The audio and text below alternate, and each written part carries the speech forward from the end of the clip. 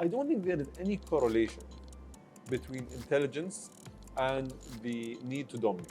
Will it replace humans completely? I don't think so. So I think there will be humans doing these jobs, but there are going to be far fewer humans doing these jobs. Hello and welcome to NextGen, your exclusive look into the future through UAE's industry leaders. And today's guest is the Minister of State for Artificial Intelligence, Omar Al Olama.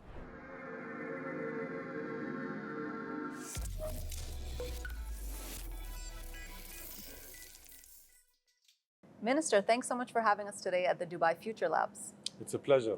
You were appointed Minister of AI in 2017, but I assume that your fascination with AI didn't start then. So I started, let's say, my journey with technology much earlier. So my parents actually believed in two things. My parents believed in investing whatever is necessary on our education. And they also invested a lot to actually keep us up to date. So when I think I was 5 years old, we got our first computer at home. My father was really adamant to have an internet connection come through our house early on with a dial-up connection as well. And he's always pushed us towards, use this technology, try to understand it, try to wield this power that's going to shape our world. So I've been very fascinated with technology from a very young age because of the pursuit that my parents had towards getting us exposed to this technology. I want to go back to 2017, the year you were appointed. In previous interviews, you mentioned you were on your honeymoon and this new ministry was announced, and you even said, gosh, I don't envy the person who's going to have to run this portfolio. Can you share what happened? So I was appointed on October 19th, 2017. I actually got married on October the 13th, 2017. Actually, it's funny enough, it was everything Friday, happened in October. It was Friday the 13th. Okay, so I don't know if we chose this as a part of good luck or bad luck, I'm not sure. But we traveled on, if I'm not mistaken, the 15th of October. And the day after the announcement was made with regards to the UAE AI strategy. And the announcement was that the UAE wants to have an ambition in this field, and that the UAE wants to build a rapport, a global rapport with regards to being a leader in artificial intelligence. And I told my wife, I was like, I don't envy whoever has to lead this mandate, and God help him, because it's something that's very tough to achieve. It's a very tough field to understand as well. And the amount of work that is required is going to be quite large. I was appointed on October the 19th, I remember, and I just looked towards my wife and I said, a lot needs to happen and I need your help. And she was a great support throughout the whole journey. So at the time you were working in government. Yes. But this came as a complete life transformation. Honestly speaking, I think it's a life transformation for a few reasons. The first is the fact that there was no one to emulate. There was no one to copy. There was no one to actually go to for mentorship. It's a new role. It's a big burden and a big challenge as well. The opportunities are huge. And I had to pave that way myself. However, I did have a great support ecosystem, whether it's leadership, Science Sheikh Mohammed. I still remember an experience that I had with him. We did an AI program. The AI program was aimed towards combating ignorance within the decision-making process. So how do we ensure that the government official that's taking a decision on AI knows exactly what the impact of that decision should be? And I remember His Highness came to see the first cohort, and he asked us, he's like, do these people actually know how to audit the code? Can they actually read the code? And I said, Your Highness, no, they know the high level part. And he said, you're not really combating ignorance. Focus on them being technically fluent as well. And I remember at first when he said that, I said, is it going to be necessary? But I applied what His Highness directed, and we actually saw it in the future cohort. The impact has been astronomical. So these people are able to build these systems themselves. We have over 400 officials today that have gone through this program. These people today are not people that would require assistance from others to actually understand what this technology is. And they're able to really shape the UAE's AI future with their own hands. I understand that you're also very much into the details. How important is this technical knowledge? It's very important because there are backdoors. There are also ways that this technology can go in directions that you did not plan for initially. And I think understanding the abilities of the system, understanding how it learns is very important. If we can talk about a pivotal moment, because I think initially, after your appointment, you almost had to explain why there's a need for an AI minister, why it's not a gimmick. Few years later, and everyone's talking about AI. So what was that moment where people got it and AI became a necessity, and maybe we'll see others following suit? So I'm pretty sure that most countries are going to follow suit. I received this nugget of information from leadership when I was appointed. I asked why a minister for AI, just so I understand. And I remember I was told, with every single technological revolution throughout history, there were ministerial positions that were created. So think about it this way. When humanity and civilizations used to depend on wood, fire, and coal to power cities, there wasn't a single minister of energy in any country in the world. With the advent of oil and its importance in generating electricity and the impact it had on the livelihoods of people and the quality of life, ministers of energy were appointed across the globe. The same is true for telecommunications. The same is true for aviation, ministers of aviation. The same is true for ICT, ministers of technology and ICT, and so on and so forth. So we should not take it for a given that the current portfolios that exist are the portfolios of the future. Think about how many ministers of climate change there are around the world. We did not have that position 20 years ago. Today, it's becoming an important staple within the cabinet of most governments that we have ministers that oversee climate change and its impact on the country and how to combat it and eradicate it if possible. So ministers of AI are coming. The UAE has planted the flag and moved forward first, but there are others. So I used to be very lonely in my position. I was the only minister of AI.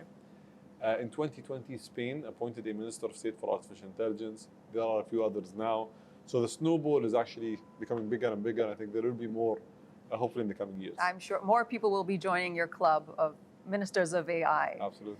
And you mentioned fire, which is interesting because people are talking about, especially alarmists, the dangers of technology, the fear, the threats. But talking about AI and technology as a threat is almost like talking about fire as a threat. What do you tell people who are alarmists, who are scared of technology and let's say robots overtaking humanity? So I think the robot overlord's future that people have is really driven by science fiction novels, movies.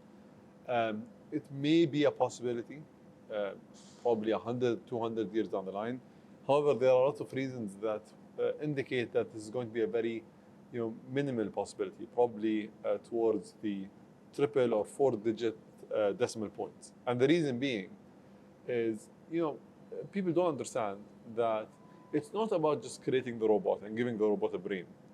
There are so many different things that will actually ensure that these robots are not really able to operate in the way that the Terminator portrays them, or some of the movies that we've seen, iRobot and others. One of which is a large solar flare, and we get a lot of solar flares from the sun, can completely diffuse all these systems and kill them, right? We haven't gotten one for a while, but I think it's only a matter of time. There are other indicators as well, Now, as technology progresses, we are going to, I think, over time, be able to create more with less and be able to create these robots. But I don't think there is any correlation between intelligence and the need to dominate. So not because these systems are going to be intelligent, they will have this need to dominate humanity and to take over the world. Humans have this need. You're saying they're not going to have egos and they will not have their own ambitions. They might have egos, they might have ambitions, but they might not all have that. And there's another thing as well. With humans, this sense to conquer, this sense to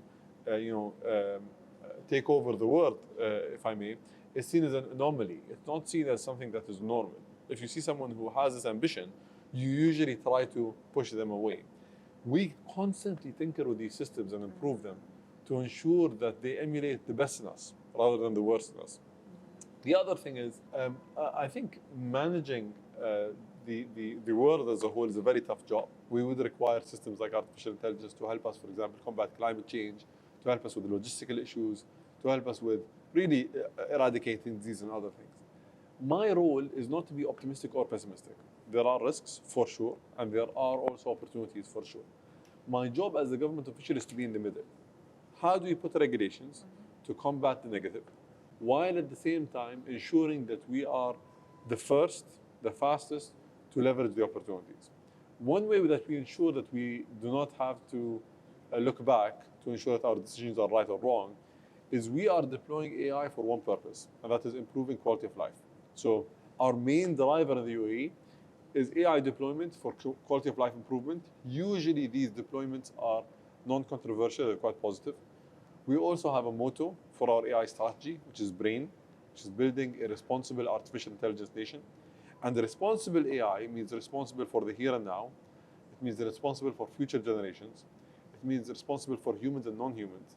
It means responsible in a way that ensures that this technology is going to be a technology that serves us rather than a technology that enslaves us. We are a part of all of the conversations that are taking place globally, whether it's the UN conversation or the G20 or the World Economic Forum or the OECD and others. But I can't drive forward while looking through the rear view mirror, waiting for the robot apocalypse. So you as the AI minister, what shapes your approach to AI policy? Once you understand what actually makes this technology works, you're able to, I'd say, gauge your fear or your optimism based on what is possible and what is not possible. It does not mean that this technology will not evolve. It will evolve. But I think we need to decide based on what we think this technology can do and cannot do. There is another thing as well. I constantly try to engage with different players from different parts of the world to ensure that we are informed, that we're not taking ignorance for granted and we are ignorantly deciding on where to deploy AI and where not to deploy AI. My view on this is the Middle East has gained a lot in the past because of the embrace of technology, and the Middle East has lost a lot in the past because of neglecting technology. So at one point of time, the Middle East used to be where science, technology, innovation, the biggest economy, one of the most advanced civilizations. Why was that? Because we were embracing of technology. And we really wanted to ensure that technology came out of the Middle East. In the year 1455, the Gutenberg printing press was invented. The only civilization on earth that banned it was the Arab Muslim civilization.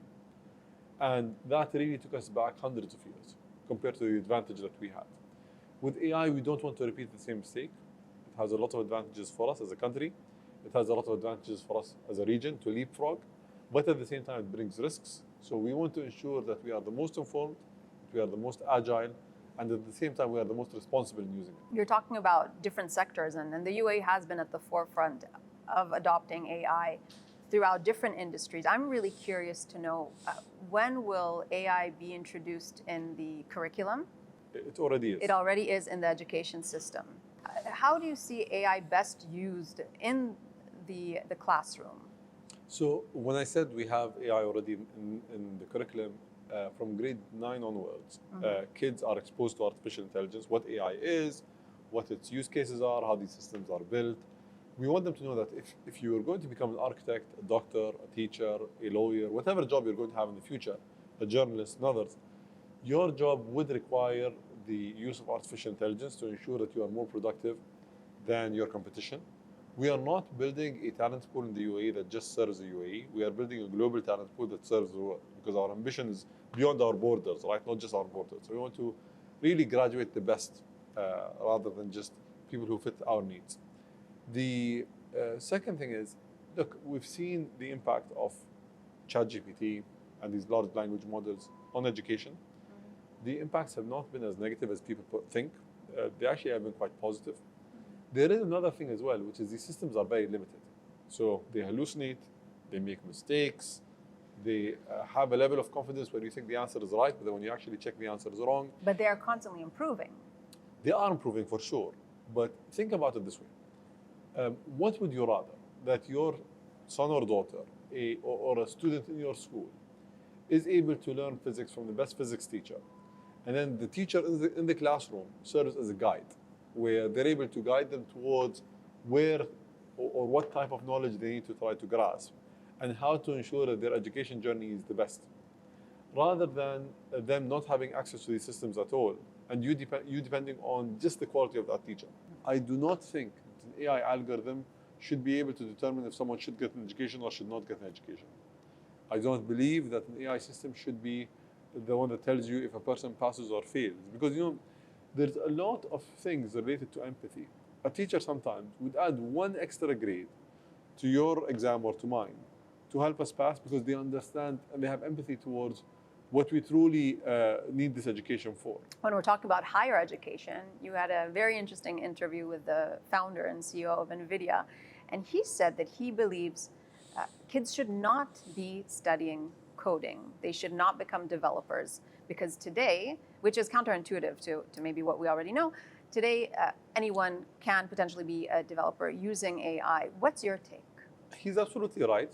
However, I have a different nuance. What I think is the reason why we had to learn how to code is because we needed to speak to the machines. Coding was your interface or your language to help communicate with machines, computers, right? Today, we're able to teach machines to speak our language through large language models. So you're able to interact with them in natural language, which is amazing. However, I think coding gives you something which is called algorithmic thinking. It's a way of structuring your thoughts. It's a way of even structuring your thinking in a way where you're able to create software or create things differently. I think that is necessary. If we're able to balance between the two, if we're able to give people algorithmic thinking as a skill, without having to teach them how to code, it's fine. If we necessarily need to teach them some bits of code, I think it's not a problem. What do you think the future of AI holds aside from being smarter in different aspects if we can look at the coming years? Because no one properly predicted ChatGPT. No one properly predicted how humans would behave and interact with it. So what do you think would be the next step in AI? So I think there are a few let's say sessions that I participated in that are on YouTube where I spoke about something like ChatGPT going to come out in the coming years and the impact it's going to have, right? We predicted that it was going to come. No one predicted how fast. And I think that was the exciting thing. Really, the proliferation of the technology, the speed at which it kept evolving as well. I think intelligence as a goalpost keeps moving. My question is, how did ChatGPT affect, let's say, writers? I think it affected the writers a lot because it's able to make them productively check the grammar on the work that they're doing, add context if they haven't already, do the editing while leveraging this tool. At one point of time, writing books is going to become a commodity where you can click a button and generate a whole book, 500 pages. You can already do that. You can, yes, you can. The quality varies. However, what I'm going to say is, would that mean that humans are not going to write books anymore? I do not think so. But I think as a commodity, what's going to happen is we're going to appreciate the higher end of these books that are generated by humans, human thought, human ingenuity, human experiences as well. And for a lot of things where it's menial, you just want to do like a how-to guide that an AI can generate, you're going to generate it and you're going to have a proliferation. Where I think the biggest value is going to be created in the future is the merge of human creativity and ingenuity and the productivity gains of these machines. What would you tell kids to study today? What's a smart move when you're starting your higher education? First and foremost, learn how to learn. It's more important than any single subject that you're going to learn. Learn how to be able to become a true sponge, absorbing as much information as you can from your surroundings. Every single thing around us can teach us something. If we just sit here and we see an ant, for example, on the ground, and seeing how that ant operates, what it does, the social structures, how it's able to live its life, there's a lot of learnings there that we can apply on robotics, that we can apply on human life, that we can apply even on technology. So just saying that you need to be a biologist or a chemist or a physicist or a lawyer or a minister, I think we will have new job classes that are created because of the new interactions between the human and the machine, the best of the abilities of the humans and the best of the abilities of the machines. But learning how to learn is very important. I think social jobs are going to be on the rise. Learning how to communicate, learning how to interact with people, learning how to have empathy and engage is crucial, especially in a world where everyone is so addicted to devices that they don't have these interactions. I want to end on a very personal note. I heard you share a story from your earlier years about a colleague and someone you call a mentor, Minister Gergawi, who asked you what you want to be later in life. And your answer then, which I think changed throughout the conversation, was the richest man in the world. If you were to ask you that again today, what would you say? And also, what can you share from that interaction? So that interaction, I was just, sitting down. He asked me this question. He's like, what do you want to be? I said, the richest man in the world. And he said, why? I said, because I'll be able to use that wealth to help people. And my focus was, I think capital can be used in a good way to help people. And I think this was the right way to go forward. And he gave me a life lesson that I will never forget. He said, if I were to ask you to have money, to have knowledge, or to have a network, which is the most important? My answer was money. And he said, you can have the most amount of money in the world. And if you don't have the knowledge or the network, you're going to lose it and go broke. So I told him knowledge. He said, you can be the most knowledgeable person in the world. If you don't have money to do something with it, if you don't have the network to actually build on it, you're not going to be able to do anything with it. And he said, if you're able to have a network that gives you access to money and gives you access to knowledge, you'll be able to do great things. And why that was important was it actually taught me that I'm not a one-man show. I think network means you need to be able to interact with people. It means that people need to trust what you say. It means that you need to have a good reputation, you need to be credible. And that is something that typically people try to think about but not really focus on. If you have the right network, you're able to do incredible things. If he asked you today, again, what your ambitions are and what you'd like to be later in life, what's the answer? Honestly speaking, I think I'm very blessed. I'm doing what I dream. I can see the impact of my work on my direct surroundings. I can see it on my country. My dream, and I mean this genuinely, is for me to be able to do this as long as I'm able to do it well. And whenever the time comes where someone better is able to do this, I dream of a day where there are better people that are able to take the flag and move forward. And I'll be cheering on and I'll be supporting them, because our country deserves the best people. It deserves that we build systems not for individuals, but for generations. That I'm able to play my part. And I think Steve Jobs said this once. He said, each person is like a sediment. They contribute to building a sediment. That on top of which another person builds another sediment, another sediment. Until we reach the mountain that we create, right? The mountain of whether it's technological development or societal development or whatever you want to call it. My job is to build a sediment. If I'm able to do this well, I think I would have fulfilled my role in this position and my purpose in life. And hopefully if I'm able to also build that sediment while ensuring that the sediment that comes after it builds on top of it, that would be success for me and hopefully for the country. Minister Al Olama, thank you so much for your time today. Thank you for having me.